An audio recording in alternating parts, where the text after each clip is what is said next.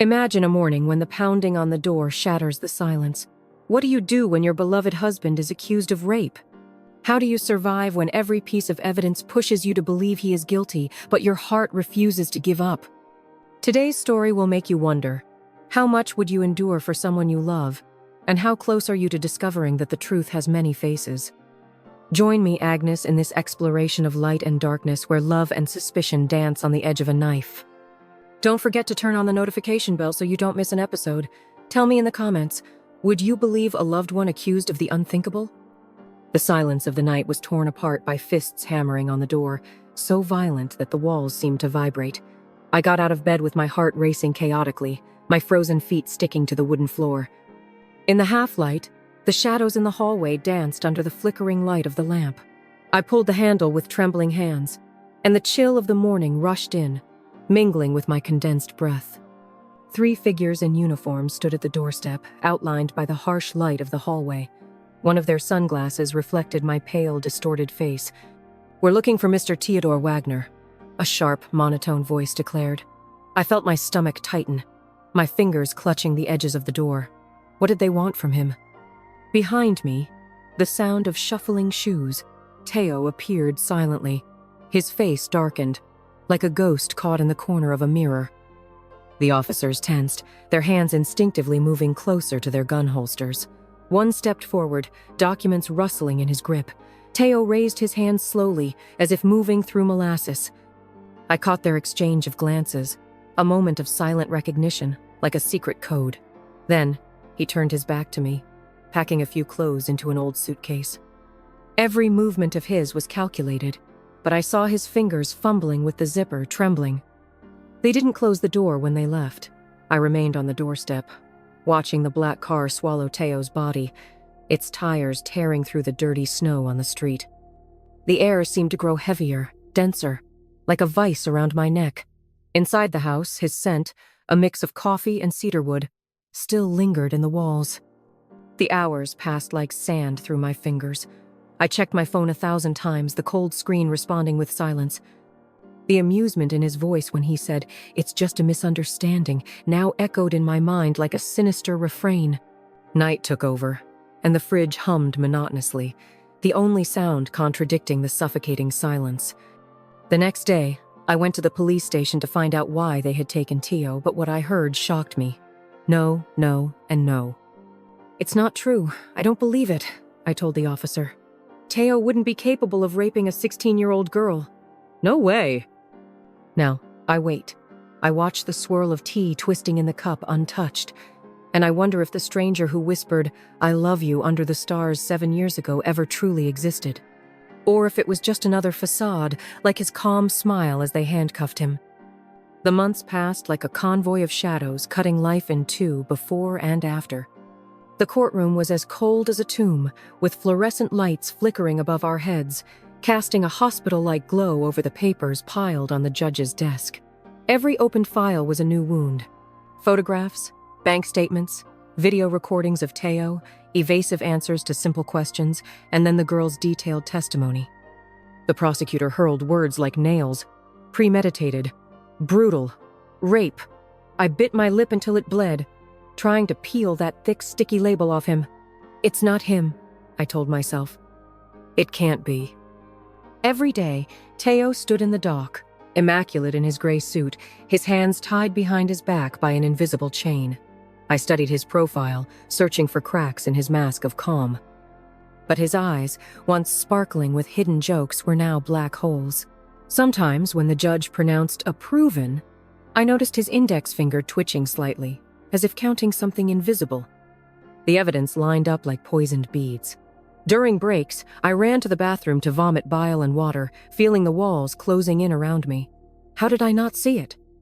In the restroom mirror, my face looked foreign, distorted by a pain I only recognized when I looked at it sideways. At the penitentiary, visits were a ritual of silence. We sat on either side of a glass pane, and I touched the surface where his palm left marks. He always said the same thing, his lips forming exaggerated syllables. It wasn't me. But sometimes, when the guards turned their backs, I saw his gaze sliding toward the clock, then toward the door, like a trapped animal. I left him packages of books. Crime novels, the irony unintentional, and I turned my head when he opened them so I wouldn't see his fingers rummaging through the pages, searching for something that wasn't there. The verdict came on a summer day when the air was so heavy it felt like it was raining molten glass.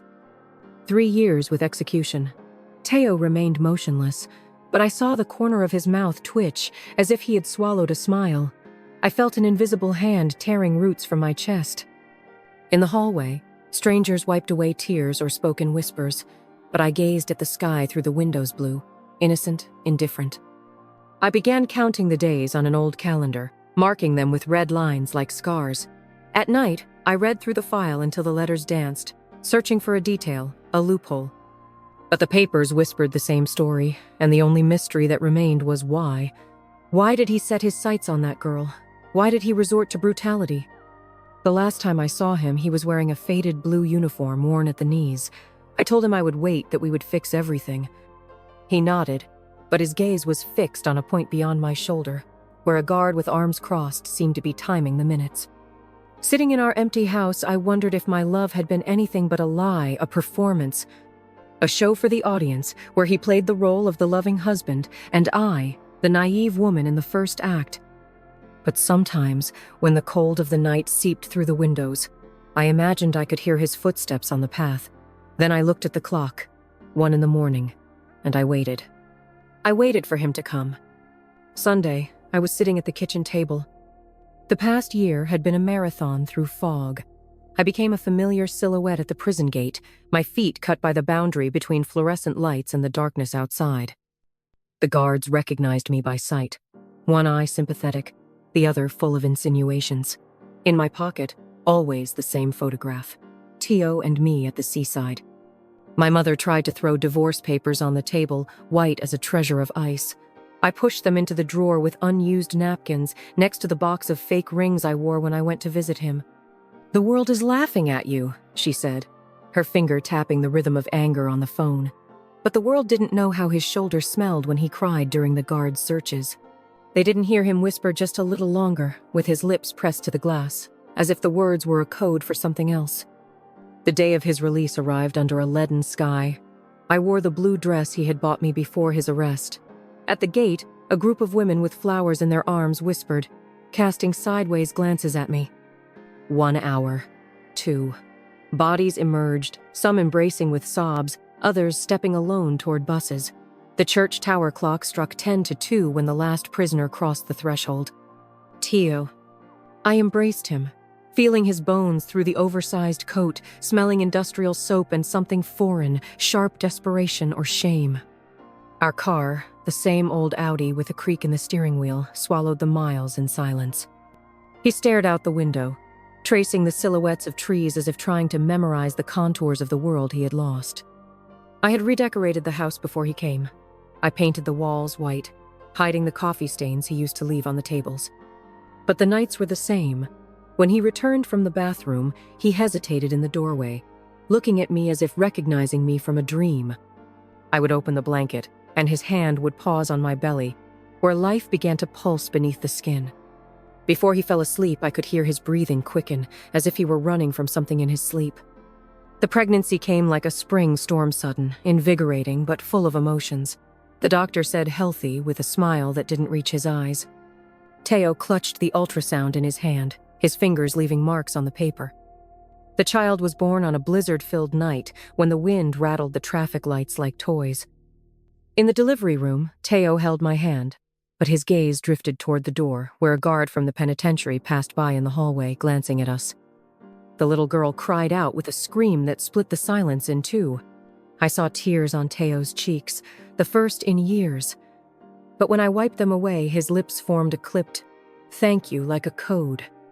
At home, I placed her in his mother's old cradle. Teo knelt beside her, his finger clasped in her tiny palm.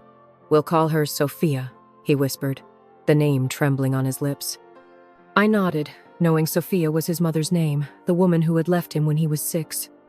At night, when she cried, he was the first to get up, rocking her in his arms in the dark hallway, whispering enchanted words. Our lives filled with noises that covered the silence. Sophia was 2 when the blue lines on the test became a heartbeat on the ultrasound screen. Teo held my hand in the delivery room, his cold fingers clinging to mine like clamps. The boy came into the world screaming, with gray-green eyes, the same shade as the scar under Teo's left eye. We named him Adam. The years folded into one another like winter clothes in the chest under the bed. Mornings began with cereal spilled on the floor and kindergarten notes lost in my bag. Night after night, Teo lay on the floor with the kids, building towers of books that collapsed into laughter. But sometimes, I caught him staring blankly out the window. The cancer swept in like a blizzard out of nowhere. I found the lump one afternoon as I was getting dressed for the market. Teo insisted we go to the best oncologist in town. The chemotherapy turned my body into translucent paper, and the nights were a succession of nightmares where I ran through hospital corridors.